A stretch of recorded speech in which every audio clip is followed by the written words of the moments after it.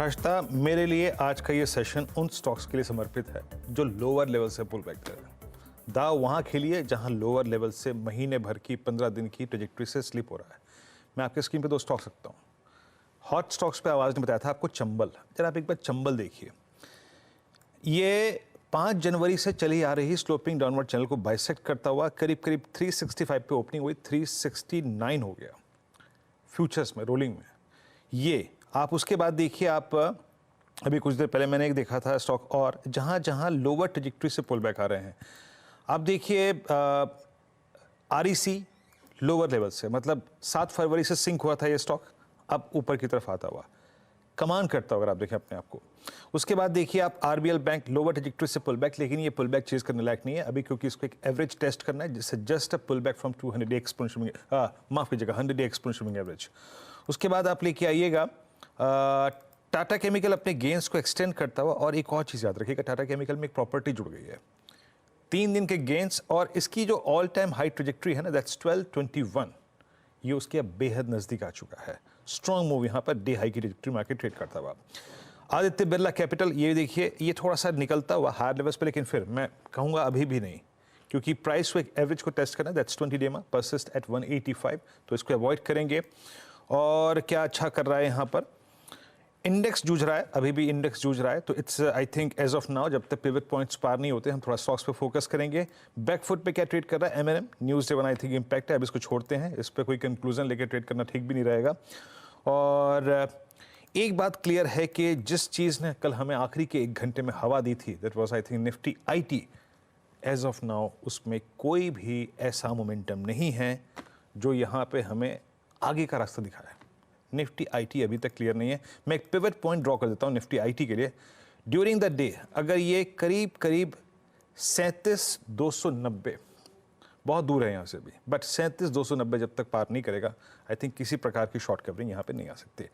But it's Chola which is delivering करीब 3% ऊपर, JSW steel, Tata chemical, Chambal अब तक के सबसे प्रमुख और शानदार स्टॉक्स। हर्षदा जी हाँ, तो ये फिलहाल आपके लिए इस समय की ओपनिंग। चलिए आप टॉप कॉल्स, क्विक सिंगल्स लेना शुरू करते हैं जो हमारे जानकार आपके सामने करेंगे पेश।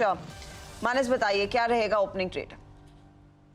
देखिए मेटल पे ही ध्यान है। आई थिंक जिंदल स्टील में आपको एक नया मूव देखने को मिल सकता है। करीब 4 दिनों से हम कंसोलिडेशन देख रहे हैं, लेकिन अब स्टॉक बिल्कुल तैयार है एक फ्रेश ब्रेकआउट के लिए। तो करंट लेवल्स पे जिंदल स्टील में खरीदारी करने की राय रहेगी। 829 का आपको स्टॉप लॉस लगाना है और 865 के टारगेट सेट कर सकते हैं जिंदल स्टील में। ऑप्शन में अगर ट्रेड लेना चाहें तो 850 वाला कॉल ऑप्शन जिंदल स्टील का लिया जा सकता है। 25 रुपए के आसपास वो ऑप्शन ट्रेड हो रहा है। 19 रुपए के स्टॉप लॉस इस ऑप्शन में भी आप खरीदारी कर सकते हैं और 37 रुपए 37 रुपीज के टारगेट सेट कर सकते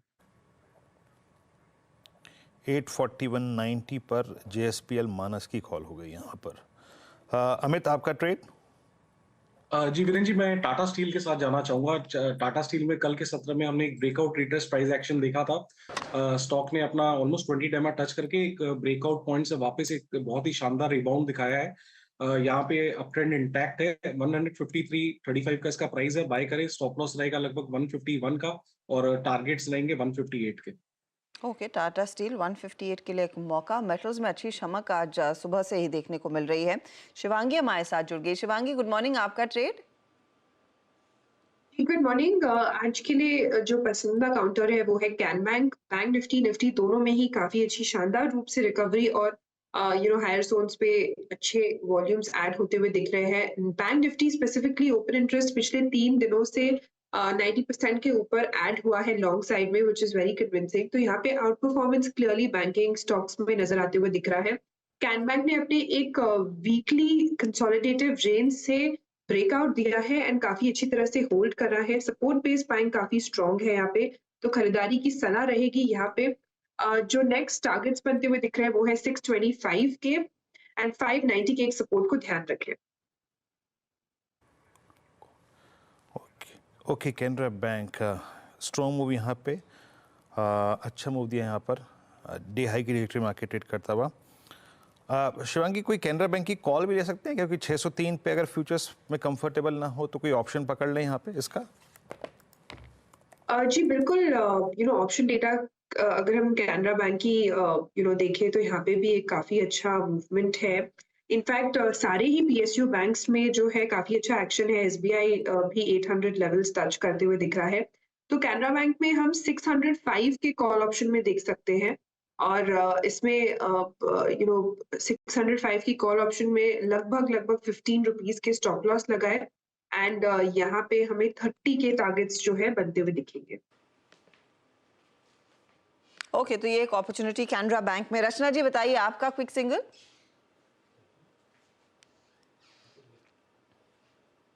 जी, मेरी तरफ से जो क्विक सिंगल रहेगा इस टाइम पे वो पॉलीकैब रहेगा। पॉलीकैब में अच्छी मूवमेंट आ रही है, 2 दिन पहले भी आई थी और मेरे हिसाब से आज यहाँ पे कंटिन्यूएशन होना चाहिए 1 दिन की कंसोलिडेशन के बाद।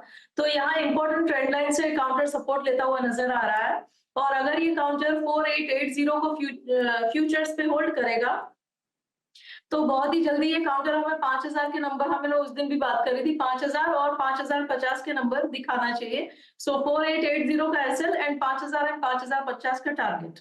ओके, 5050 के टारगेट के लिए एक अपॉर्चुनिटी पॉली कैब में। आशीष भैती आपका ट्रेड। जी हर्षदा मैम, एसआरएफ पे खरीदारी की सलाह रही। केमिकल स्टॉक्स में अच्छा बाइंग इंटरेस्ट देखने मिल रहा है। पिडिलाइट, टाटा केम और सारे केम स्टॉक्स में मोमेंटम अच्छा बना हुआ है। 2390 का स्टॉप लॉस लगाकर खरीदारी की सलाह रहेगी 2460 और 2480 के टारगेट्स के लिए। एसआरएफ बाय साइड पर नियरली 1% के मूव्स आ रहे हैं। राजेश जी आपका ट्रेड क्या रहेगा? हर्षदा जी देखिए, नजर मेरी कॉन्ट्रा ट्रेड्स पे है। वीरेन जी बिल्कुल सही कहा, थोड़ा सा कॉन्ट्रा सोचना मुझे लगता है इस लेवल पे ठीक रहेगा। तो उसमें से मेरा पिक रहेगा Asian Paint. Look at Asian Paint, मुझे लगता है यहाँ पे एक पॉजिटिव डाइवर्जेंस है और डाइवर्जेंस का जो प्रोजेक्टेड टारगेट है वो है करीबन 2920 का। अगर वो निकल जाए तो 2960। तो it's a buy in Asian paint.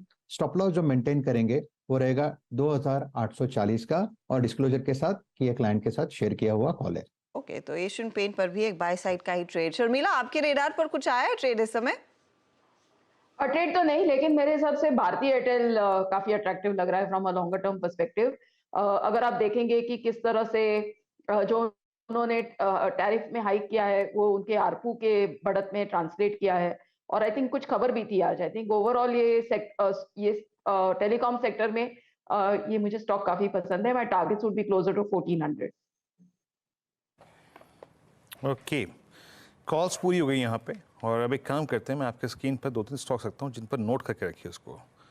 Thresh hold point पे मैं फिर कहूँगा ऑल टाइम हाई वाले स्टॉक्स को चेज करने का दिन नहीं है आज दिन है थोड़ा सा आई थिंक पेशेंस रखकर उन स्टॉक्स की स्कैनिंग करना जो कि ट्रेजेक्ट्री से बाहर निकल रहे हैं, स्लोपिंग डाउन ट्रेजेक्ट्री से। 2 स्टॉक्स रखते हैं स्क्रीन पे, पहले रखिए डायरेक्टर साहब। इसका आकलन करेंगे आप आशीष बहती जी। एसआरएफ 2440 का प्राइस मेरे स्क्रीन पे है। एक ये हो गया और इसकी आपने क्योंकि टिप्पणी कर दी है तो इसकी हम एक कॉल के बारे में बात करेंगे। इसके slightly out of money call रखिएगा क्योंकि हमारे पास टाइम वैल्यू बहुत सारी है। अभी 2500 की कॉल स्क्रीन पे रखेंगे। और दूसरा है कोरोमंडल 1117 पे आके ट्रेड करता हुआ, टेस्टिंग इट्स 50 डेमा और 100 डेमा हल्का सा आई मीन 1121 पे प्लेस्ड है। 57 की ये कॉल चल रही है और जरा प्लीज कोरोमंडल रखिएगा 1117 पे ट्रेड करता हुआ। आशीष जी, एक तो 2500 की कॉल पे आपका व्यू, 57 रुपए की है मेरे ख्याल से ठीक ठाक प्लेस्ड है, कोई बहुत एक्सपेंसिव नहीं है। और एक कोरोमंडल 1118 पे ट्रेड करता हुआ फ्यूचर्स में, दोनों पे आपका टेक, इन दोनों में से प्रेफर्ड ट्रेड क्या रहेगा?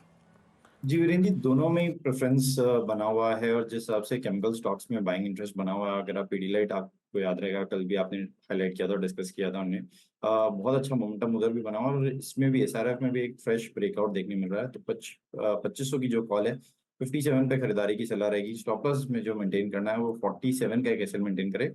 हमें लगता है इसमें 70 तक के टारगेट्स देखने मिल सकते हैं। सिमिलरली अगर मैं कोरोमंडल की बात करूं तो यहाँ तो फ्रेश ब्रेकआउट है, काफी स्टॉक में प्रेशर देखने मिला था और 200 डेमा से कल बेस बनाकर इसमें एक आज ब्रेकआउट देखने मिला है और इसका जो 20 फरवरी का हाई है उसे क्लियरली निकालते हुए देखने मिला है। तो हमें लग रहा है यहाँ से इस मोमेंटम को चेज करना चाहिए कोरोमंडल को।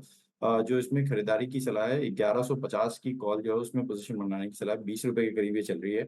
जो स्टॉप लॉस में मेंटेन करना 15 रुपए का और हमें लगता है इसमें 27 से 30 रुपए तक के टारगेट्स देखने मिल सकते हैं। जी आज केमिकल बास्केट में मूव है fertilisers and chemicals as of now theme of the day. Meanwhile Tata chemical at 1234। क्या 3 सेशन रहे इस स्टॉक के लिए? मुझे याद अच्छी तरीके से स्पॉटलाइट में भी इसका उल्लेख किया गया था, और 2 सेशन पहले अप्रॉक्सीमेटली 12:30 के आसपास इसका स्विंग शुरू हुआ था। It's now 12:35 at all time high, यानी कोविड के बाद अक्टूबर 2022 में जिसने स्विंग हाई लगाया था 1213 का, उसको क्रॉस कर दिया। मानस, अब जा कहाँ रहा है ये स्टॉक? अनचार्टेड टेरिटरी में है, पर फिर भी प्रीवियस प्राइस को कंसिडर करते हुए ट्रेजेक्ट्री क्या बन रही है इसकी हायर लेवल्स पे? देखिए, अगर हम लॉन्ग टर्म चार्ट पे देखेंगे तो भी एक बड़ा ब्रेकआउट है, क्योंकि 1250 1240 के ऊपर स्टॉक निकला है, तो बड़ा ब्रेकआउट है। अगर एक नए टारगेट सेट करने होंगे तो वो सबसे पहले तो 1375 तक के टारगेट्स पॉसिबल है, लेकिन उसके ऊपर 1450 तक के टारगेट्स भी पॉसिबल हैं। शायद इसमें समय लगेगा, लेकिन 4 दिनों की बड़ी रैली के बाद मेरे ख्याल से करंट लेवल्स पे खरीदारी करने की राय नहीं रहेगी। कोई मीनिंगफुल डिप मिले तभी खरीदारी करें, लेकिन अपनी लॉन्ग पोजीशन में आप डेफिनेटली बने रह सकते हैं। तो तेजी वाली पोजीशन में आप बने रहें। टाटा केमिकल्स एक बहुत बढ़िया ट्रेड देखने को मिला है, 80 रुपए ऊपर, आज 6.5% तक के गेन्स, और इसका इनफैक्ट इस वीक का आप देखेंगे हाल करीब 29% तक की तेजी बनती दिखाई दी है। और अगर आप broader year to date performance देखेंगे तो उसी हिसाब से कंपनी ने प्रदर्शन दिखाया है। अब यहाँ पर बड़ी वैल्यू अनलॉकिंग होती हुई दिखाई देगी। ऐसी मार्केट में अटकले हैं जैसे जैसे टाटा सन्स वो लिस्टिंग की तैयारी करेगा। अब ध्यान रखिएगा, टाटा सन्स में टाटा केमिकल्स, टाटा मोटर्स, दूसरी जो टाटा कंपनियां, इंडियन होटल भी, उनकी अलग अलग हिस्सेदारी है। तो जैसे वो parent company Tata Sons IPO की तरफ बढ़ेगी, आईपीओ के लिए आएगी, इन कंपनियों में भी वो बड़ी वैल्यू अनलॉकिंग होती हुई दिखाई देगी। अगर कुछ अंश भी दरअसल अपनी शेयर होल्डिंग का टाटा केमिकल्स या फिर बाकी टाटा ग्रुप कंपनियां टाटा सन्स में बेचती हैं, क्लियरली वो पैसा कंपनी में ही आएगा, उस लिहाज से वो बिजनेस में ही लगेगा। इसीलिए इन स्टॉक्स में हमने देखा है लगातार तेजी की पोजीशंस बनती दिखाई दी है। चलिए कुछ और काउंटर्स आपकी स्क्रीन पर लेकर आते हैं। हाल का हमने जिक्र किया था और हाल में एक अच्छा मोमेंटम बन गया है। अमित सेठ, 3300 के ऊपर निकल रहा है काउंटर। अब बताइए यहाँ पर क्या आप ट्रेड लेंगे? फ्यूचर्स में इनफैक्ट 3310 के भाव आ चुके हैं। जी, काफी स्ट्रॉन्ग ट्रेंड है यहाँ पे, कंटिन्यूअसली हायर है, हाई लोज बन रहे हैं, और आज के सत्र में हम वापस एक स्ट्रॉन्ग ब्रेकआउट मूव यहाँ पे देख रहे हैं। तो पोजीशन बनाई जा सकती है। 3292 इसका कैश में प्राइस है। स्टॉप लॉस रखेंगे लगभग 3260 रुपीज का। मुझे लगता है कि यहाँ पे 3350 के नियर टर्म टारगेट्स पॉसिबल है। ओके, तो ये फिलहाल हाल पर एक व्यू आता हुआ। इस बीच हमारे साथ अमरीश बलीगा जुड़ गए हैं। Amrish, good morning. कोई खास ट्रेड आज के लिए, कोई ऐसा स्टॉक जिसमें पैसे लगाने के लिए अच्छा दिन है?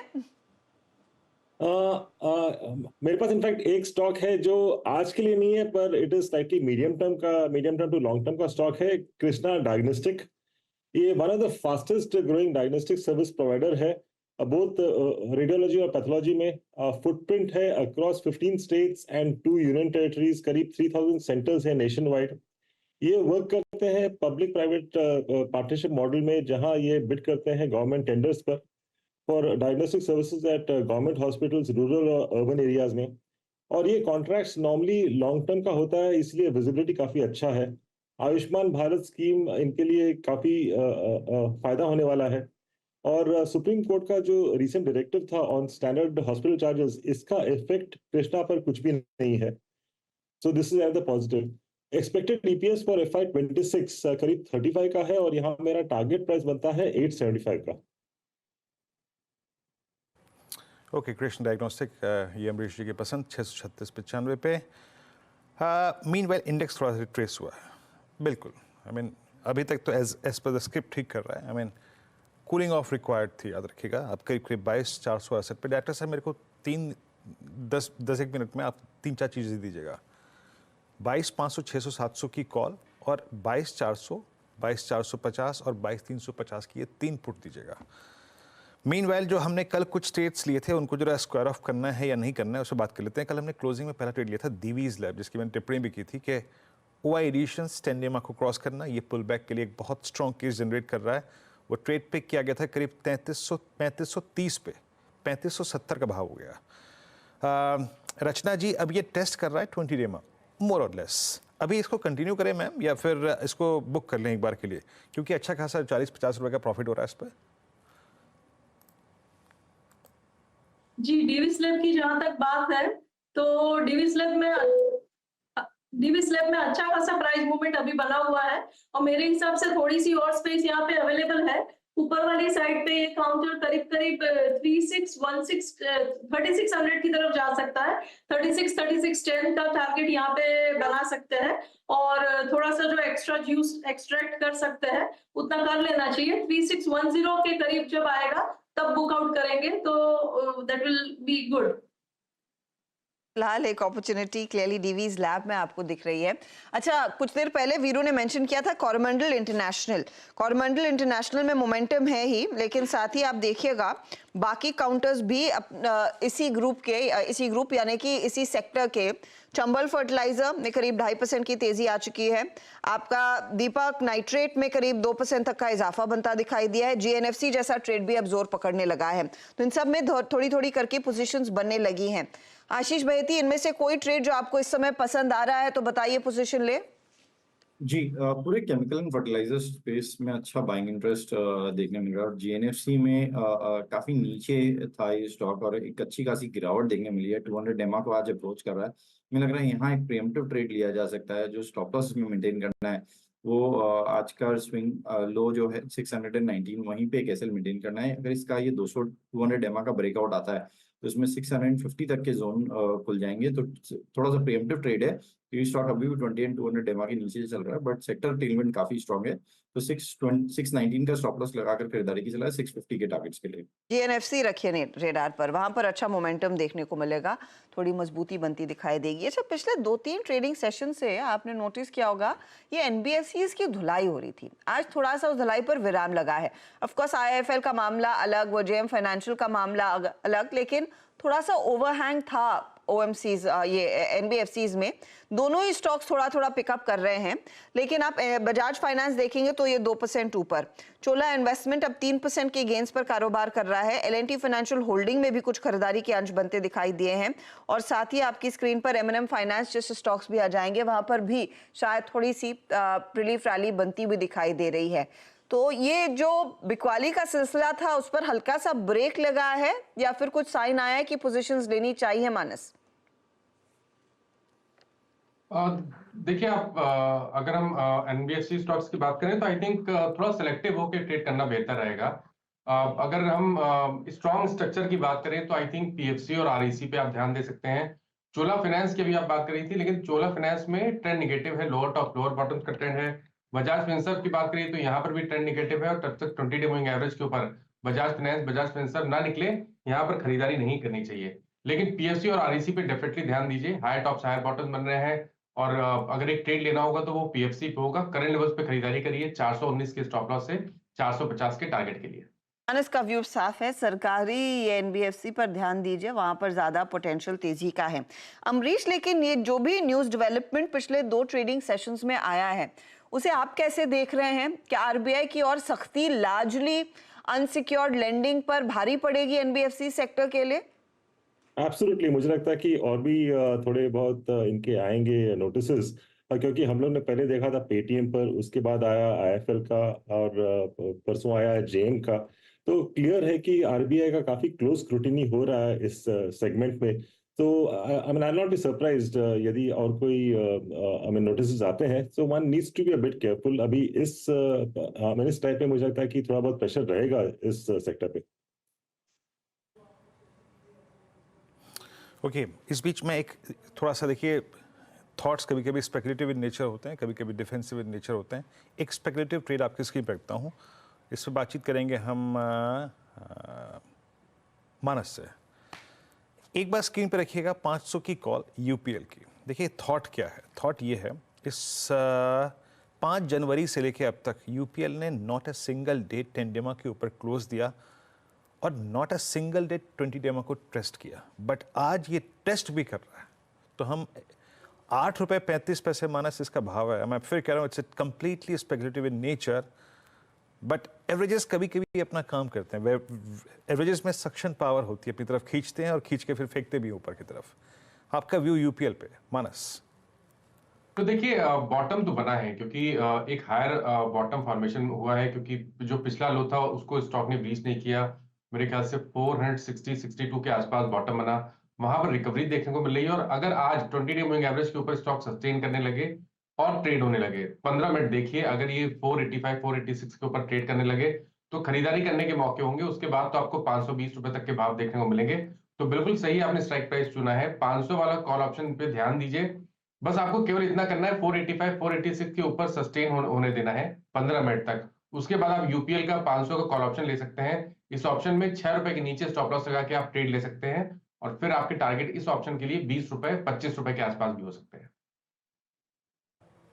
जैम देखिए, इसको टिकने दीजिए 485 86 के ऊपर, और मेरे स्क्रीन पे तो रोलिंग है जो करीब 487 60 पे है। और कोई बहुत बड़ा व्यू मत दीजिएगा, एक ऑप्शन में स्विंग अच्छा मिल जाए तो निकल भी जाइएगा, बट एज ऑफ नाउ ये ठीक ठाक करता हुआ 20 रेमा से जो इसका स्ट्राइक करने का बिहेवियर है, वहाँ पे टाइम स्पेंड करने का बिहेवियर है, वो एज ऑफ नाउ ठीक ठाक लगता हुआ। अच्छा, इंडेक्स लेके आइए 22,472। इंडेक्स कुछ देर के लिए बीच में झूला था और निफ्टी ने एक डाउन स्विंग क्रिएट किया था करीब करीब 2458 का। एक बार ये एक्सपायरी डे है, जहन में रखिएगा, एक्सपायरी डे से पहले आप लगभग 300 पॉइंट का पुल बैक लेके इस ट्रैजेक्टरी में है, ठीक है। ऑप्शन राइटर कल ही मजे ले चुका है, उसको बहुत एक्सपेंसिव कॉल मिल गई थी बेचने के लिए। अब लेके आइए जरा आउटस्टैंडिंग ओवाइज लेके आइए 3-4 स्ट्राइक्स के, एक बार रखेंगे और उसको थोड़ा रीड करने की कोशिश करेंगे। 3 स्ट्राइक्स आएंगी।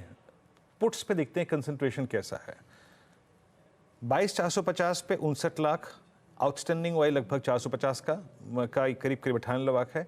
22,400 का 1 crore 46 lakh, that's good, 1.46 year. और ऊपर की तरफ 22,500 पे 174। एज ऑफ नाउ ये इंडेक्स लग रहा है कि ये आपको 22,420, फिर कह रहा हूँ थोड़ा डेटा को रिवाइज कर रहा हूँ, पहले 388 था, अब वो हो जाएगा, क्योंकि पुट राइटर 22,400 पे आ गया है, तो वो हो जाएगा अब 22,420 और 22,510। अभी ये 90 पॉइंट का क्लस्टर निफ्टी पर लग रहा है, इससे ऊपर की बात अभी नहीं करेंगे। बैंक निफ्टी बैकफुट पे आता हुआ, अभी भी याद रखिएगा हमारे बाय जोन से काफ़ी दूर है। इट्स अब buy I think still 100 point ऊपर है। हमने जो जो जो जोन ड्रॉ किया था वो था करीब 79840 का। और अच्छा क्या कर रहा है आपकी स्क्रीन पे, जहाँ पे मूव अच्छा आ रहे हैं। हर्षदा ने एनबीएफसीज की बात की, बजाज फाइनेंस, फिनसर्व दोनों करीब 1.5% ऊपर। एशियन पेंट्स राजेश जी ने पिक किया था। राजेश जी, आपका ट्रेड बड़ा खूबसूरत रहा, 8870। वो आपने पिडिलाइट और एशियन पेंट्स के बीच के डिफरेंशियल को प्ले करने की कोशिश की, आप उसमें सक्सीड हो गए। क्या बुक कर लें यहाँ पर या रहने दें अभी? आई थिंक रहना चाहिए। मुझे लगता है जिस तरह से ये रिवर्सल है, इसका पहला टारगेट 2910 2920 होगा। मुझे लगता है ये स्विंग आना चाहिए, तो it's a buy, still a buy, in fact buy and hold for me in Asian Paint. Okay, तो ये फिलहाल आपके लिए एक अपॉर्चुनिटी पिडिलाइट में बनती हुई कल अच्छी तेजी के बाद आज एक फॉलो थ्रू स्टॉक में साफ देखने को मिल रहा है। एक अच्छा मोमेंटम ट्रेड ये उभर कर आया है। चलिए अब तैयारी कर लेंगे 4 का चौका की। बता दें कि मनी कंट्रोल पर दिए गए विचार एक्सपर्ट्स के अपने निजी विचार होते हैं। वेबसाइट या मैनेजमेंट इसके लिए उत्तरदायी नहीं है। यूजर्स को मनी कंट्रोल की सलाह है कि कोई भी निवेश निर्णय लेने से पहले सर्टिफाइड एक्सपर्ट की सलाह लें।